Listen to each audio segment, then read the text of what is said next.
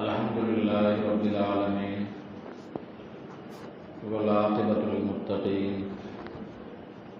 والصلاة والسلام على سيد المرسلين أما بعد قال الله تبارك وتعالى في كلامه المجيد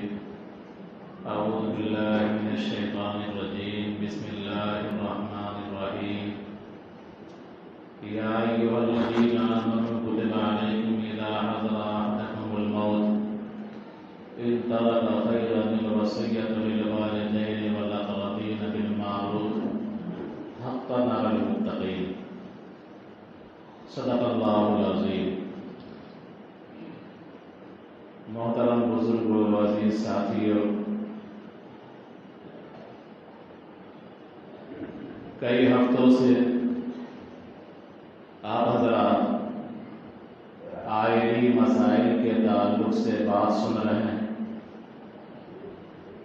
یاد دہانی اور مذاکرے کے طور پر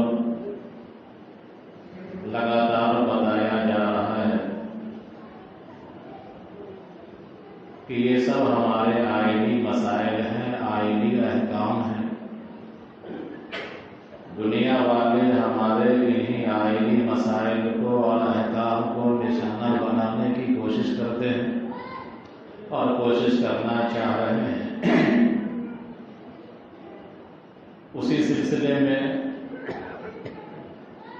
تقابلی طور پر بتایا گیا کہ ان آئلی مسائل میں اسلام کیا کہتا ہے اور دیگر مذاہب والے یا دیگر تہذیب اور کلچر والے کیا کہتے ہیں۔ چونکہ کمپٹیشن اور تقابل سے بات سمجھ میں آتی ہے تو اسی سلسلے کی گفتگو جاری تھی۔ گزشتہ ہفتے ہم لوگ وراثت تک پہنچے تھے اور وراثت کے سلسلے میں عرض کیا گیا تھا کہ اللہ تبارک و تعالیٰ نے جن لوگوں کا حصہ قرآن و سنت میں متعین فرما دیا ہے اس کو اصحاب فرائض کہا جاتا ہے، اصحاب فروض کہا جاتا ہے۔ مردوں میں ان کی تعداد 4 ہے، لیکن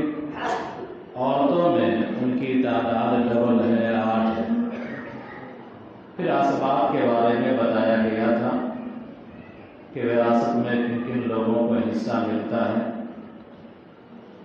تو ہمارے یہاں مذہب اسلام میں 8 طرح کی عورتوں کا حصہ اللہ تعالیٰ نے متعین کیا ہے، جبکہ دیگر مذاہب میں، دیگر ادیان میں اور دنیا کے کسی بھی قوانین میں، کسی بھی مکتب فکر، کسی بھی کمیونٹی یا کسی قوم میں 8 طرح کی خواتین کو، 8 طرح کی عورتوں کو وراثت میں حصہ کہیں نہیں دیا جاتا ہے۔ بات آئی تھی تفصیل کے ساتھ۔ میں نے کہا تھا کہ اسلام پر ایک اعتراض یہ ہوتا ہے کہ پوتا محروم کر دیا جاتا ہے۔ اس پر بات کرنے سے پہلے ذرا ہم وصیت کو جان لیں کہ وصیت کیا ہے، وصیت کی کیا حیثیت ہے، وصیت کب واجب ہے، وصیت کب مستحب ہے، وصیت کب مکروہ ہے، وصیت کب حرام ہے۔ اس تعلق سے ہم کو جاننا چاہیے۔ وصیت بھی اسلامی قانون میں سے ایک قانون ہے۔ وصیت کی تعریف یہ ہے کہ عہد یضاف الی ما بعد الموت، یعنی میت کی طرف سے ایسا حکم جو اس کے مرنے کے بعد نافذ کیا جائے۔ میت کی طرف سے ایسا حکم جو اس کے مرنے کے بعد نافذ ہو، یہ وصیت کہلاتا ہے۔ میں نے آیت پڑھی ہے، یہ آیت شروع زمانے کی ہے کہ اللہ تبارک و تعالیٰ نے فرمایا کہ اے ایمان والو، تم پر وصیت فرض کی گئی، اگر تم نے مال چھوڑا ہے تو رشتہ داروں کے لیے، تعلقات والوں کے لیے تم کو وصیت کرنا چاہیے، اور جب وصیت کرو تو تم گواہ بنا لو، اور تمہاری وصیت کو سننے والا یا لکھنے والا اس میں کمی بیشی نہ کرے۔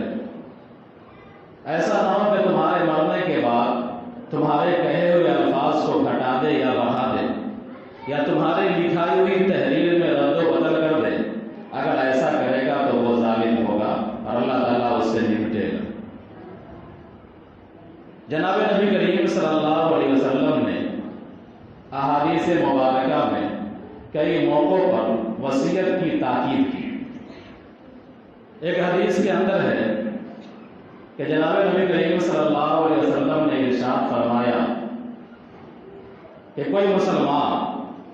جس کا اللہ اور اس کے رسول پر ایمان ہے، اس کے پاس وصیت کرنے کی کوئی چیز ہے تو وہ 2 رات اس طرح نہ گزارے کہ اس نے وصیت والی چیز کو لکھا نہ ہو، یعنی بغیر لکھے ہوئے، بغیر ڈائری میں درج کیے ہوئے یا کروائے ہوئے 2 رات اس طرح نہ گزارے جو خالی چلی جائے۔ اس سے پتہ چلتا ہے کہ اسلام یہ چاہتا ہے کہ ہم اور آپ موت کے استحضار کے ساتھ جئیں، یعنی پتہ نہیں کب ہماری موت آ جائے، تو اسی جذبے کو پیدا کرنے کے لیے یہ کہا گیا کہ 2 رات خالی چلی جائے، آدمی ایمان کا اور اللہ اور اس کے رسول پر ایمان کا دعویٰ کرتا ہو اور وصیت کرنے کی چیز ہو اس کے پاس اور وصیت نہیں کرتا ہے، ایسا نہیں کرنا چاہیے۔ حسن بصری رحمۃ اللہ علیہ تابعین ہیں۔ حسن بصری رحمۃ اللہ علیہ ایک روایت بیان کرتے ہیں، وہ یہ کہتے ہیں کہ ایک مسلمان بھر پیٹ آسودہ ہو کر کے کھا نہیں سکتا۔ کھانے کا طریقہ یہ ہے کہ اپنے بھوک کو 3 حصوں میں تقسیم کر دو، ایک حصے میں پانی رہے، ایک حصے میں دانہ رہے، ایک حصہ خالی رہے۔ تو فرمایا کہ کوئی مسلمان ناک تک چھکا کر کے، تھیوڑیاں مار کر کے، گلے تک حلق تک پیٹ بھر کر کے کھا نہیں سکتا۔ جنریٹر چالو نہیں ہو سکتا ہے، اس لیے کہ وہ ڈرام نہیں ہے، ڈرام میں پانی نہیں ہے۔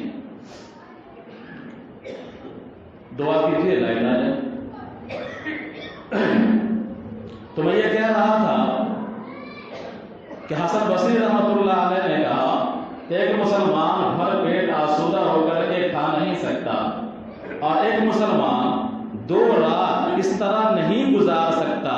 کہ وصیت لکھا ہوا اس کے تکیے کے نیچے یا اس کے سرہانے میں یا پہلو میں نہ ہو۔ یہ حسن بصری رحمۃ اللہ علیہ کا قول۔ ضحاک ایک بڑے محدث ہیں، وہ بیان کرتے ہیں کہ ایک آدمی کے لیے وصیت کرنا ضروری ہے، اس پر دین ہے، اس پر قرضہ ہے، مالی حقوق ہیں، وصیت کرنا ضروری ہے، اور اگر وہ وصیت نہیں کرتا ہے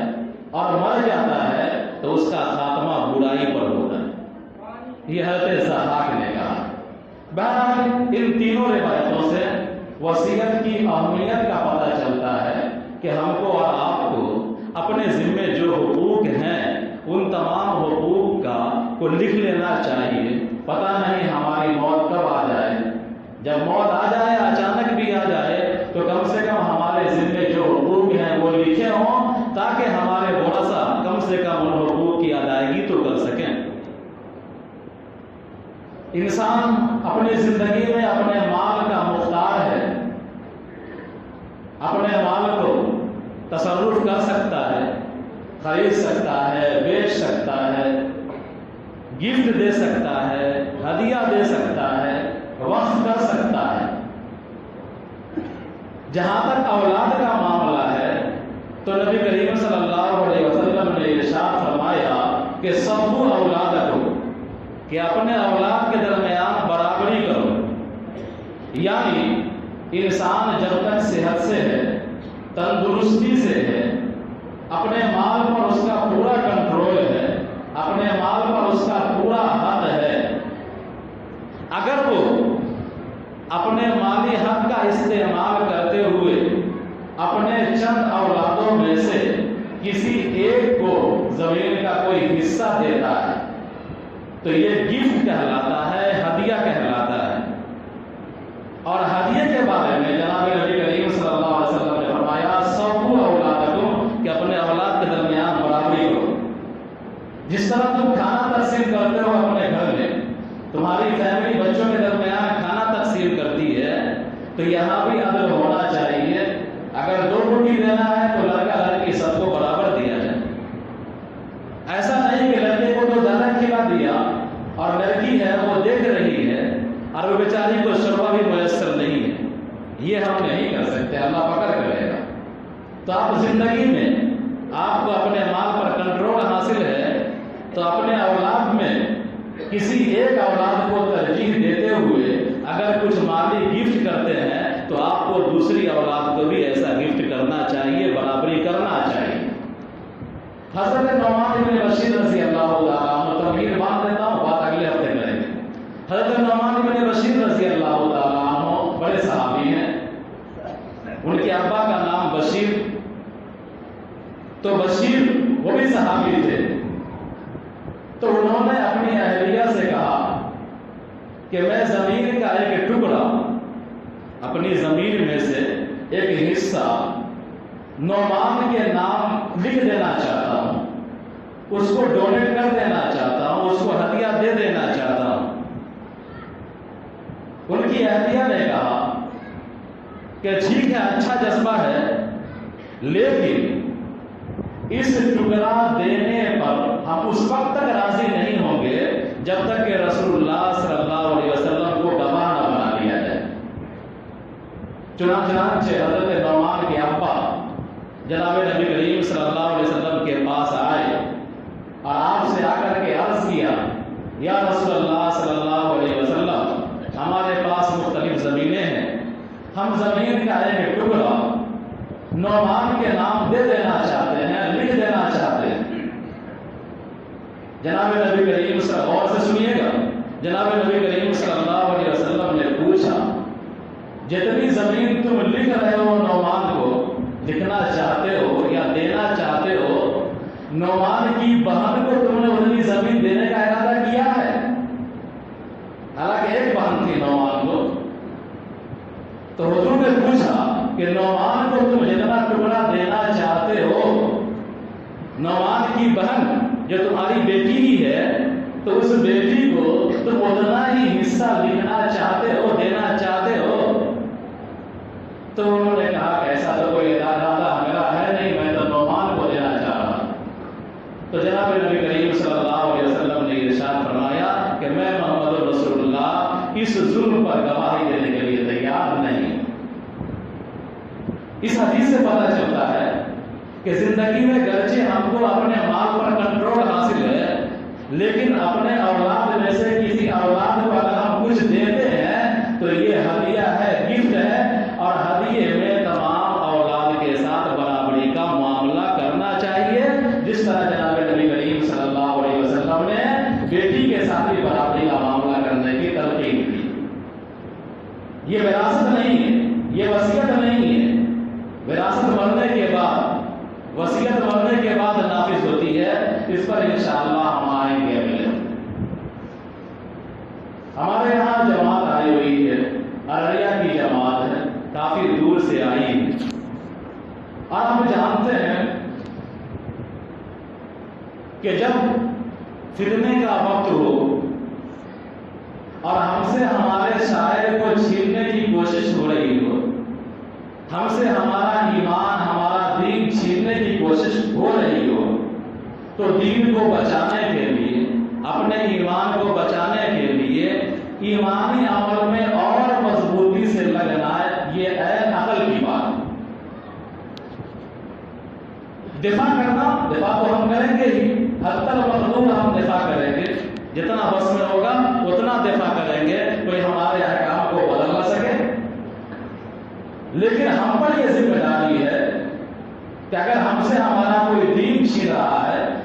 اگر ہم سے ہمارا اسلام چھین رہا ہے، تو ہم اسلام کو اور دین کو مضبوطی سے تھامیں۔ ایک چھوٹا بچہ بھی اگر اس کے پاس کچھ پیسے ہوں، اس کے پاس کوئی قیمتی چیز ہو، آپ کوئی طاقتور آدمی اس چھوٹے سے بچے سے بھی کوئی چیز چھیننا چاہتا ہے تو وہ بچہ اس چیز کو مٹھی میں پکڑتا ہے مضبوطی سے، پھر اس کے بعد وہ جھک جاتا ہے، جھکنے کے بعد اپنا ہاتھ اپنے گود میں گھسا لیتا ہے تاکہ مار کھا جائے لیکن وہ چیز ہاتھ سے نہ چھوٹے۔ ایک بچے کے اندر بھی یہ جذبہ ہوتا ہے، تو ہم کو اور آپ کو بھی یہ جذبہ اپنے اندر پیدا کرنا چاہیے کہ جس وقت ہم سے اسلام کو ہمارے بارے میں کوشش یہ ہو رہی ہو کہ مسلمانوں کو اسلام سے دور کر دیا جائے، مسلمانوں سے اس کے ایمان کو چھین لیا جائے، مسلمانوں کو مرتد بنا دیا جائے، بیٹیوں کو مرتد بنا دیا جائے، تو اس وقت اپنے اسلام کو مضبوطی سے تھام لینا اور اس بچے کی طرح جھک کر کے اپنے اسلام کو گلے لگا لینا، اسلام پر عمل کرنا، ہر حکم کی خبرگیری کرنا، ہر حکم کو اپنی زندگی میں اتارنے کی کوشش کرنا، یہ انتہائی عقلمندی کی بات ہے۔ ہم کو اور آپ کو ایسا کرنا چاہیے۔ بدقسمتی ہے ہماری کہ آج پوری بستی میں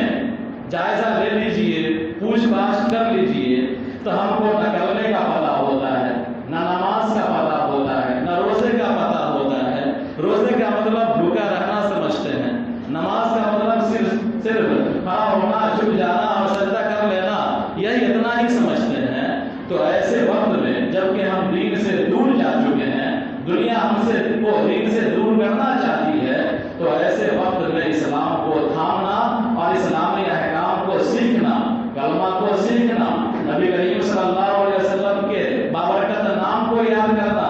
آپ کے خاندان کو یاد کرنا، آپ کی سیرت کو پڑھنا، اپنے بچوں کو سیرت کے واقعات سنانا، نبی کریم صلی اللہ علیہ وسلم کے حال و احوال بتلانا، علماء کے پاس بیٹھنا، جماعت آئی ہوئی ہے اس جماعت کو غنیمت سمجھ کر کے ان کے پاس بیٹھ کر کے ان کا وقت لے کر کے کچھ سیکھنا، یہ عین ایمانی عمل ہے، ایسا ہم کو کرنا چاہیے۔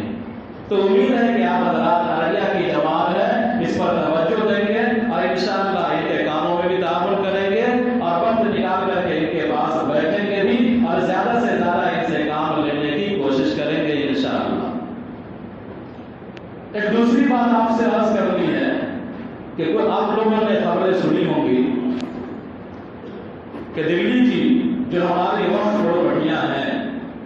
بشمول جامع مسجد، بشمول کئی عیدگاہ، بشمول کئی قبرستان، بشمول کئی درگاہ، سرکار اس پر پوری نیت رکھے ہوئی ہے شروع ہی سے۔ کیونکہ جب یہ لوگ لال قلعہ کے فصیل پر چڑھتے ہیں ترنگا لہرانے کے لیے، تو لال قلعہ کے فصیل پر چڑھنے کے بعد سب سے زیادہ جو شو کرتا ہے سامنے وہ جامع مسجد کا گنبد ہوتا ہے، کبھی جا کر کے دیکھ لیجیے گا۔ تو جامع مسجد کا گنبد ان کو کھٹکتا ہے، ان کے دلوں میں چبھتا ہے، کانٹے کی طرح ان کے آنکھ میں چبھتا ہے، تو یہ وقت کی پراپرٹی کو ہڑپنا چاہتے ہیں۔ اس سلسلے میں نوٹیفیکیشن وغیرہ ہوا، بہرحال ہمارے جو اکابرین ہیں، ہمارے جو قائدین ہیں، یا وقت بورڈ کے جو ذمہ دار ہیں وہ قانونی لڑائی لڑ رہے ہیں، لڑیں گے انشاءاللہ۔ ہم لوگ دعا بھی کریں کہ اللہ تعالیٰ ہماری وقت کی پراپرٹیوں کو محفوظ فرمائے، ایسا بندوبست کر دے۔ لیکن کرنے کا کام ہمارے اور آپ کے لیے بھی ہے کہ اپنے طرف سے ہم کوئی موقع نہ دیں۔ جو مسجد کی زمین وقف نہیں ہے اس کو وقف کرا لیں، جو رجسٹر نہیں ہے اس کو رجسٹری کرا لیں،